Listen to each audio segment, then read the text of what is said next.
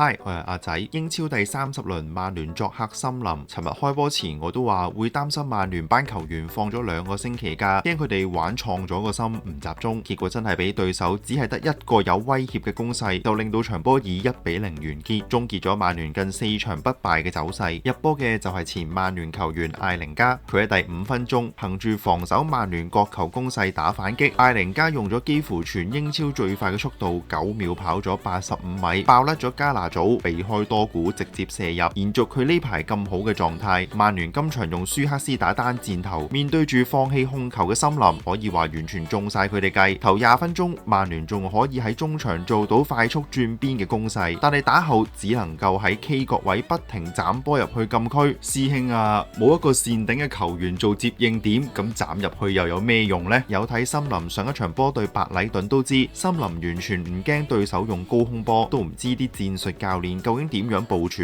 而加拿祖有好多機會俾佢發揮，但係最後射門唔係飛機就俾人攔截到。下半場久休復出嘅美神蒙特終於獲得上陣機會，亦都爭啲喺第一腳掂波就幾乎追成平手，可惜佢嘅射門射斜咗。而去到88分鐘，我真係冇辦法相信啊！冇晒計嘅曼聯甚至乎換入麥圭打前鋒，希望佢可以喺高空攻勢上面佔優。而佢入嚟不足10分鐘，亦都成功創造到3次埋門。喺第92分鐘個射門，如果唔係梅里路喺白界前救翻個波，曼聯分分鐘可以追成平手。結果曼聯作客1-0輸俾森林。自1992年英超成立以嚟，森林首次喺一季雙殺曼聯。去到尾段要用麥圭打前鋒，亦都已經話咗俾各位曼迷聽，曼聯嘅前鋒究竟喺禁區入邊有幾咁不濟。今場曼聯完全係輸咗喺戰術上面嘅部署。本身左翼衛多古同埋上半場打右翼嘅加拿祖喺上半場仲有好多時候會 cut 翻入中路度完成埋門。多古全場勁多失誤，總共有16次失去球權，甚至乎加拿祖下半場移翻去左路之後，同多古嘅默契幾乎係零。加拿祖嘅進攻板斧就淨係 cut 翻入去大位起腳射門，並冇做翻一啲盤扭再作出致命傳送。呢一個亦都係曼聯尋日俾人完整咁樣封晒所有機會。喺森林讓出控球權俾曼聯嘅時候，今場用舒克斯打正前鋒可以話做錯決定，成日需要有中鋒喺禁區入邊接應，就偏偏冇人喺度。森林喺前場做壓迫嘅時候，近呢幾場波都見到佢哋一 pair 前線球員2個會分開成一條直線咁樣去同時間俾壓力對方後防，而其他中場球員就會移後一格去負責壓迫對手負責接應嘅中場球員。而當佢哋發現唔夠人逼搶嘅時候，就會果斷放棄，全隊翻晒去做防守，冇話要花費好多氣力去做逼搶，睇啱時機先至做嘢。以往曼聯喺後場做組織嘅時候，好中意斬個波去前面俾舒克斯，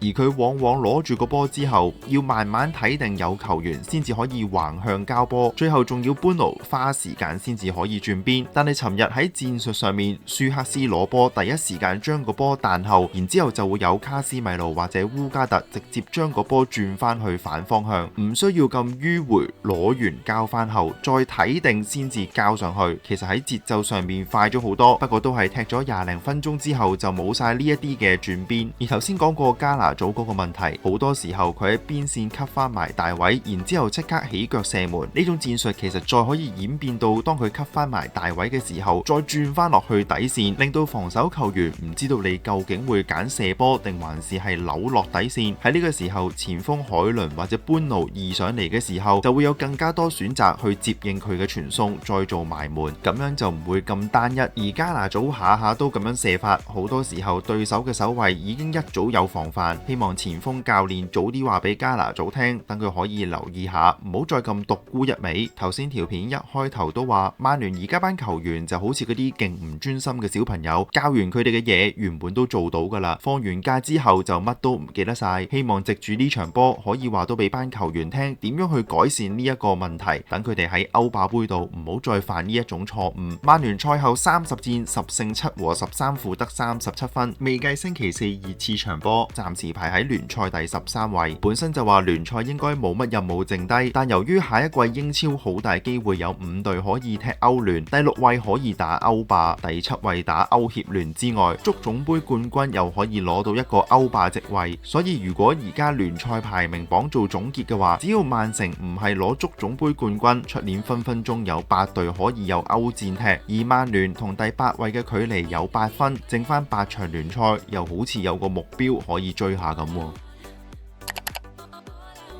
星期日英超第31輪將會迎嚟曼市打比，曼聯主場迎戰曼城，雙方近5次交手各贏2場，打和1場，近3場交手曼聯仲冇輸過添。1958球迷會亦都喺賽前發起一個活動，就係叫球迷完場之後唔好離開，留翻喺個座位度。呢個靜坐行動係反對球會加票價，令到可能有7000名季票持有者負擔唔起來年季票嘅價錢。同埋之前歐霸杯主場對流浪嗰場波，球會為咗賺錢賣多咗1000張飛俾作客球迷，令到本身曼聯嘅支持者唔能夠坐翻喺佢哋原本嘅位置上邊，所以今次嘅行動口號係 Our seat not yours。曼城賽前迎嚟壞消息，夏蘭喺上場足總杯8強賽事俾人鏟跌咗，再撞落塊廣告板之後整親隻左腳，離場嘅時候需要用保護靴同埋拐杖離場。最後曼城公布夏蘭要唞5至7個星期，分分鐘今季收列。喺近呢10幾年幾乎成績最差嘅呢一隊曼城，中場負責組織嘅迪布尼、施華同埋太子科頓近況差到不得之了，同埋曼城條防線可以話係近代防守力最差嘅組合，反而代替夏蘭出場嘅馬鈴薯仲 fit， 再加埋青訓球員奧華利同埋麥亞迪，感覺仲 fit 過呢一班一隊球員。嚟緊場波應該都係要打穩手突擊，反而你話今場用舒克斯打正前鋒，反而可能仲適合，而森林打反擊亦都有版俾你睇，只要速度夠快，以曼城而家呢一班後防球員分分鐘都追唔到我哋嘅攻擊球員，所以多古同埋加拿祖唔好再放埋喺同一邊，將佢兩個分開兩邊打反擊，應該會有唔錯嘅效果。喺近年曼聯球員揀波踢嘅情況都唔係第一次，尤其係呢啲大戰，曼聯球員往往都有唔錯嘅表現，睇下會唔會又係一場揀嚟踢得好嘅比賽。